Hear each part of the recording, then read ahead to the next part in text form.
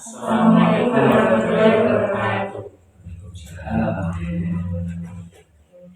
Jadi di sini kami dari mahasiswa dari UNES Kampus Bondowoso di Prodi Ilmu Pertanian Perkebunan ingin melakukan penyuluhan pada Bapak Samsul sekeluarga. Nah, sebelum masuk ke materi penyuluhan, izinkan kami memperkenalkan diri terlebih dahulu.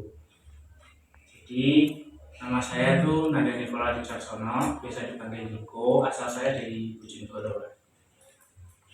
Saya Putri Maharani, bisa dipanggil Putri, asalnya dari Pasuruan.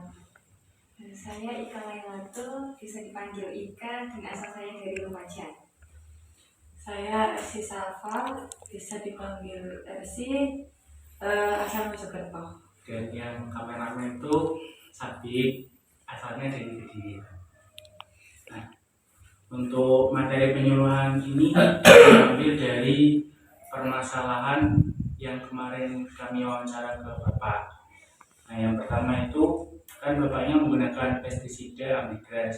Nah, kami itu ada sedikit saran mungkin ya untuk penggunaan pestisida, mungkin bisa diganti dengan nanti akan disampaikan oleh teman saya. Terus untuk yang kedua itu Bapaknya kan hanya terfokus pada budidaya tebu ya Pak ya. Nanti saya akan menerangkan tentang agroindustri dari tebu. Nah, untuk yang selanjutnya kan keterkaitan dengan agroindustri tebu, yaitu pemasaran. Nah, akan dijelaskan oleh Mbak Putri ini. Terus yang keempat ini ada transparansi harga jual tebu antara PTPN sama petani. Nah, itu akan dijelaskan oleh Mas Abi. Dan yang terakhir itu sistem bagi hasil atau jual beli putus itu akan dijelaskan oleh Mbak Elsi. Nah, yang pertama akan dijelaskan oleh Mbak Ika. Kan sesuai yang kami wawancarai kemarin ya Bapak, kalau bahan tebu itu mestinya itu banyak gulma. Nah, biasanya Bapak itu kan menggunakan Ambigras sebagai solusi untuk mengurangi gulma tersebut. Nah, itu kan bahan kimia ya Bapak, jadi itu nantinya dalam jangka panjang itu akan berpengaruh pada kondisi tanahnya Pak. Nah, selain itu penggunaan bahan kimia yang terlalu berlebihan atau terlalu banyak, mungkin setiap tahunnya itu atau setiap harinya, itu bisa membuat resistensi gitu Pak. Jadi gunanya itu lama-lama akan tegal kalau misalnya yang dipakai itu hanya Ambigras gitu Pak. Jadi di sini kami memberikan solusi untuk mengganti, mungkin beralih dari pestisida kimia menggunakan pestisida nabati. Nah, pestisida nabati ini dapat dibuat sendiri sehingga bisa menghemat biaya gitu Bapak. Nah, jadi ini bahannya. Yang pertama itu hanya ada air kelapa, terus ragi tape, bawang putih, dan E4. Nah, air kelapa ini bisa untuk percobaan pertama itu bisa pakai 5 liter Bapak. Nah, untuk ragi tapenya ini bisa pakai 20 butir, dan bawang putihnya ini bisa pakai 200 gram, dan E4 nya ini nantinya hanya 10 ml Bapak.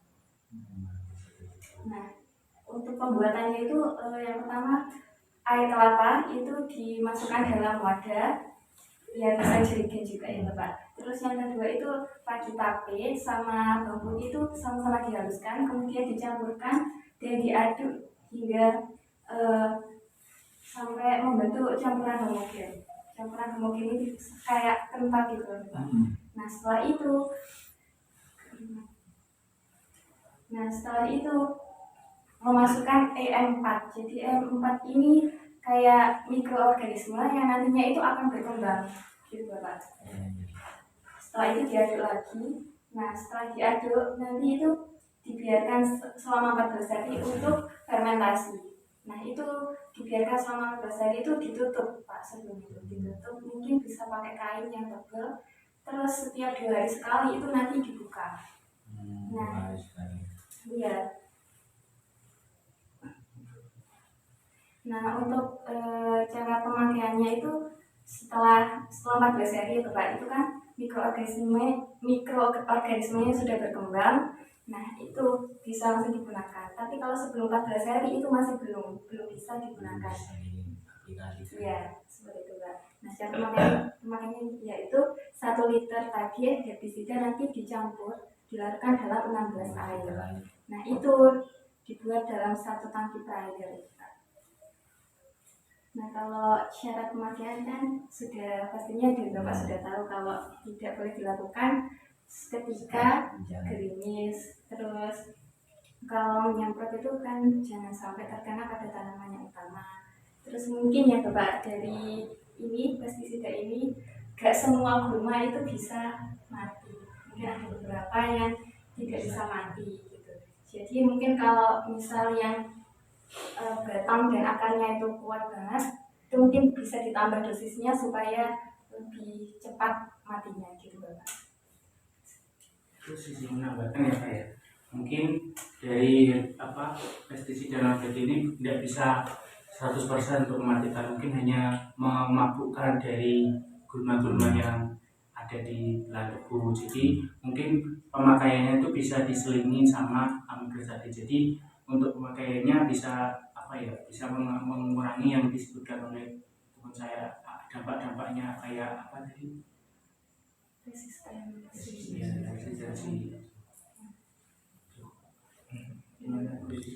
Ya, menambahkan lagi Bapak, kalau penggunaan pestisida nabati ini juga akan bisa memperbaiki kondisi tanah gitu Pak. Dalam jangka panjang itu kayak meningkatkan bahan organik tanah sehingga itu bagus untuk pertumbuhan tebu. Terus kami mohon maaf sebenarnya tuh kalau menyuruh kan harus mempraktekkan langsung ya Pak ya. Jadi untuk pestisida herbisida nabati ini tuh harus melakukan fermentasi. Selama 14 hari. Iya. Nah, tugas yang kami terima itu dari harusnya itu sebelumnya. Jadi kita tidak bisa tidak sempat untuk membuat pupuknya pestisidanya itu Pak. Jadi mohon maaf kalau misal nggak mempraktekkan langsung gitu.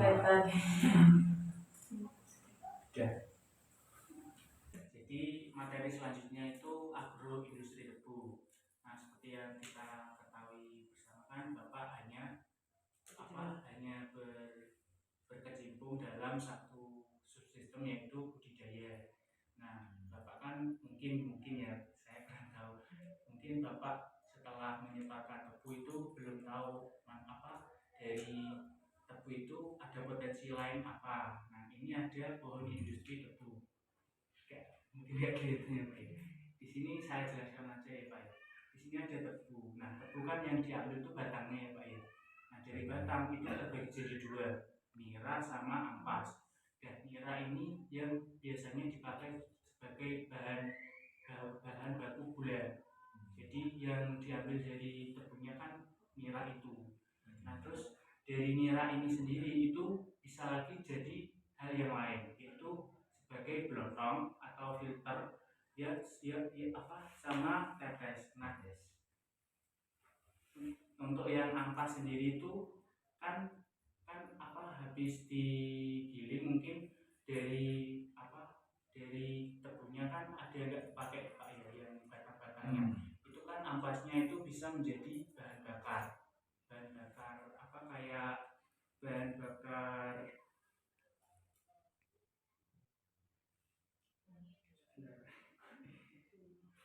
bakar kayak digunakan kayak dibakar, nanti kan bisa digunakan untuk sebagai energi dari misal mesin gitu Pak. Jadi ada manfaat dari ampas tebu ini.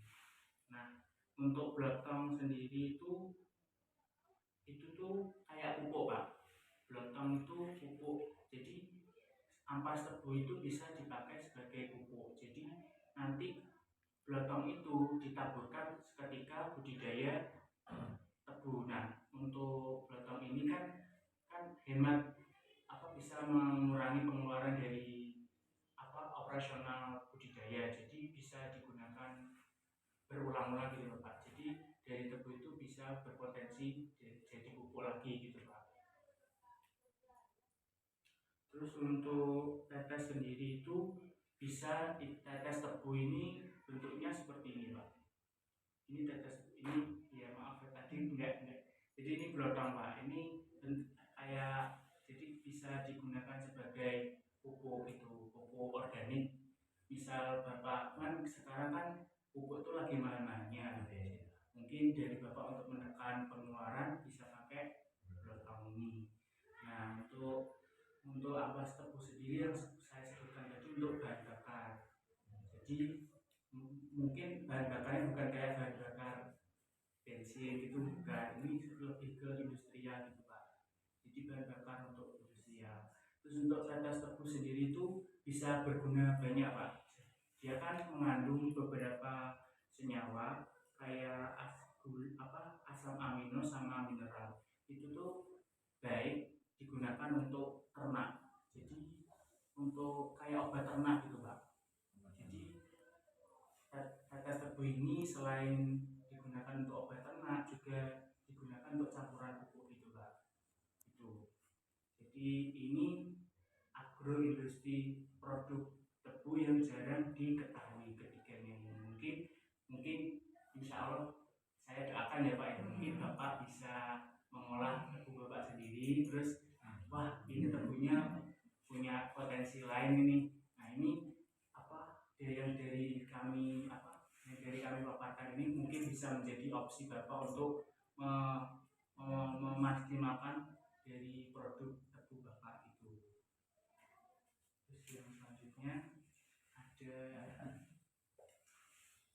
3 saluran 1, saluran 2 dan saluran 3. Jadi saluran 1 di sini itu ada petani, pedagang pengumpul, grosir, pengecer dan konsumen. Jadi di sini petani itu mengirimkan hasil produknya itu kepada pedagang pengumpul, lalu memasarkan hasil produknya itu kepada grosir dan kemudian dijual kepada pengecer untuk dipasarkan kepada konsumen. Terus saluran 2 di sini ada petani, mediator. Mediator ini ada ketua kelompok tani, koperasi, petani tebu, karyawan PG. Terus ada grosir dan pengecer. Jadi di sini itu petani mengirimkan hasil produknya itu kepada mediator. Mediator di sini itu ada ketua kelompok tani, koperasi, petani tebu atau karyawan PG. Terus dan kemudian itu dipasarkan hasil produknya itu kepada grosir, terus dijual kepada pengecer dan kemudian dipasarkan kepada konsumen. Dan terus untuk saluran 3 di sini ada petani, grosir dan pengecer, konsumen. Jadi di sini petani memasarkan produk gula tebunya itu kepada grosir dan kemudian dijual kepada pengecer untuk dipasarkan kepada konsumen. Jadi dalam pemasaran produk gula tebu ini bisa dipasarkan secara online dan offline Pak. Jadi untuk menjualnya secara online ini di sini bisa lewat media sosial dan disarankan untuk menggunakan marketplace. Dan untuk di offline itu pemasarannya dengan cara menjualnya ke pasar atau langsung ke pengepul, serta juga bisa memasarkan produk tebunya itu kepada pelaku bisnis produk yang menggunakan bahan tebu. Jadi izin menambahkan Pak ya, tadi kan disebutkan marketplace. Marketplace itu kayak kayak Shopee gitu Pak. Jadi kayak aplikasi belanja online. Mungkin dari Bapak bisa merekrut anak muda itu buat ikut mengurusi soal pemasaran dari produk tebu yang Bapak buat itu.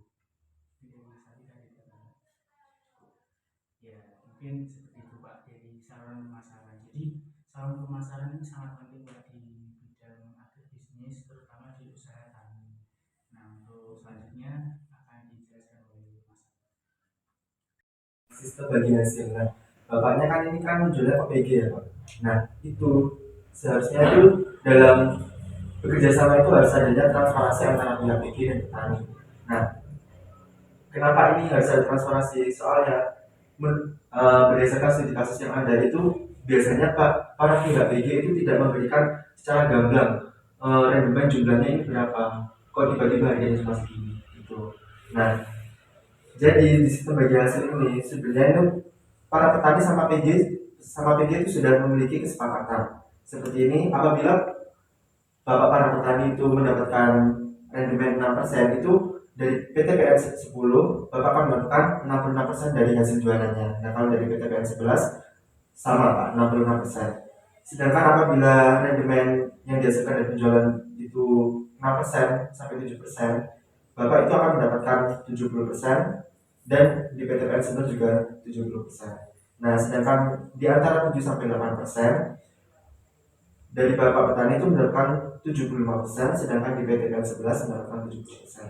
Nah, apabila Bapak kandungan di tubuhnya itu manajemennya lebih dari 8%, itu Bapak akan mendapatkan 80% dari hasil jualnya, sedangkan di PTPN 11 itu 75%. Nah, menurut studi kasus yang kami teliti itu ya Pak, dari PG itu biasanya menutupi berapa nih jumlah rendemen dari petani. Nah, biasanya apabila rendemennya Bapak itu sudah 8% nih, tapi yang Bapak peroleh ini cuma 6%-nya, jadi Bapak hanya kebagian 66%. Nah, itu adalah kecurangan dari PG. Padahal di situ sudah disepakati kalau harus ada hasil yang sudah disepakati tadi. Tapi harusnya Bapak itu menerima ya harga aslinya gitu. Nah, soalnya menurut kasus yang pernah kami bahas itu ternyata ada itu bagi Pak, seperti yang menutupi oh ini cuma harganya segini, terus dikasihnya segini, padahal enggak, aslinya nggak segitu, aslinya itu lebih gitu. Jadi di sini tuh para petani itu harus meminta bukti. Minta bukti berapa nih rendemen yang tebu kami jual ini. Nah, harusnya kami dapat segini Pak gitu. Nah, karena dari situ bagian ini terkadang kayak ada ketutupan dari pihak-pihak, mungkin apabila disediakan kayak apa PG swasta. Nah, itu soalnya lebih mudah Pak. Akan dijelaskan oleh teman saya RC untuk PG yang lebih. Ini untuk PG yang swasta Pak, jadi ada yang namanya sistem beli putus atau langsung jual ke pengepul. Itu pengepulnya itu biasanya disebut popokan. Mungkin namanya udah mendengar ya. Itu ada beberapa kelebihan dari sistem beli putus ini, yaitu yang pertama itu pengukuran manajemen itu lebih transparan. Jadi kalau di pengepul itu langsung dihitung saat itu juga dan langsung uangnya cair saat itu juga. Tidak seperti yang di PG tadi kan nunggu hasilnya dulu. Terus untuk selanjutnya itu ada kelebihannya itu harga tebu ini jadi sesuai mutu yang telah diukur tadi. Tidak ada kecurangan lah sembunyi seperti itu. Terus tidak antri juga kan, kalau ke PG itu harus tetapnya itu antrian dulu. Kan mungkin dari pendapatannya nanti bisa aja mungkin uangnya itu cairnya lama gitu Pak. Jadi untuk sistem beli putus itu kan lebih efisien, itu kan kasihan petaninya gitu Pak, kan udah memproduksi, udah mengeluarkan banyak uang tapi kok malah belum cair gitu Pak uangnya. Lama tapi hasilnya malah membagi gitu. Terus yang terakhir itu ada rantai pasar gula lebih pendek dan lebih simpel. Jadi untuk rantainya tuh langsung gitu, jadi dari petani langsung ke popokan tadi dan langsung menerima uang. Kalau ke PTPN itu kan nunggu ke ada dari yang saluran tadi yang sudah dijelaskan Putri itu masih panjang. Sedikit menambahkan ya, kalau di popokan ini kelebihannya itu ada lagi Pak, yaitu kita itu udah tidak menanggung resiko nanti harga jualnya itu seberapa. Kalau di DPD kita nunggu hasil jualnya apa, nah pasti kan nunggu hasilnya tiba-tiba turun, tiba-tiba waktu disimpan di PG itu harga gulanya turun. Nah, kita kan jadi berpengaruh ke petani nanti harga jualnya. Nah, kalau di popokan kita udah nggak nanggung mau harga jualnya nanti seberapa, kita ya udah di awal kita kan udah menerima uang, jadi kita nggak usah nanggung di akhirnya nanti itu Pak. Jadi semoga tidak terjadi pada tidak ada kecurangan dari pihak PG ataupun itu. Ya mungkin bisa minta transparansi Iya. Mungkin cukup untuk pemaparan materi dari kami. Mungkin dari bapaknya ada saran, ada masukan gitu bagi kami untuk pengembangan dari kami itu Pak. atau ada yang berbeda di Iya. Iya. Harusnya Mungkin udah ada yang terjadi di kasusnya. Ya. ya kalau kayak yang tadi itu masalah di Nipo itu yang benar yang langsung ke opokan Iya. ketimbang ke BG itu kan gimana ya transparan omongan begitu. Iya. Terus itu harga masih nunggu harga gula. Iya. Betul. Ya lebih enak gitu. Coba pakai ya langsung dapat risiko. Ya. Terus transparansi juga kejadian Bapak. Iya. Ada nutupi itu dia. Iya, ada mungkin Oh, enggak mungkin. Kayaknya enggak masalah dengan itu.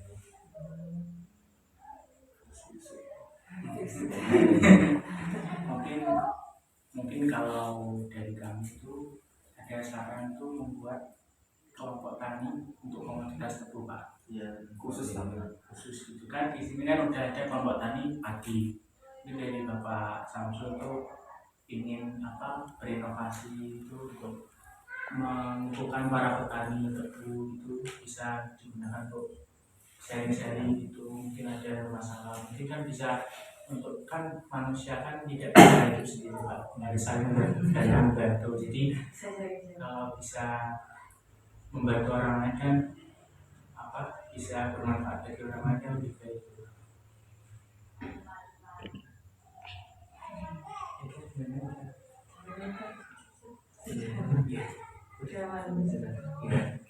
Gimana Pak? Ada teman. Iya.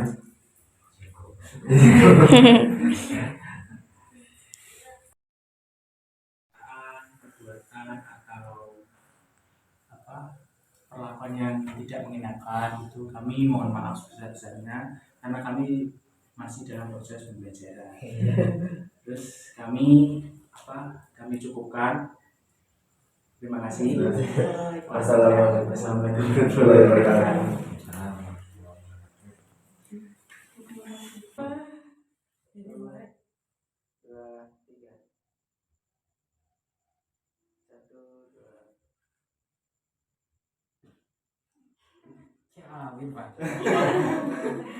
Terima kasih.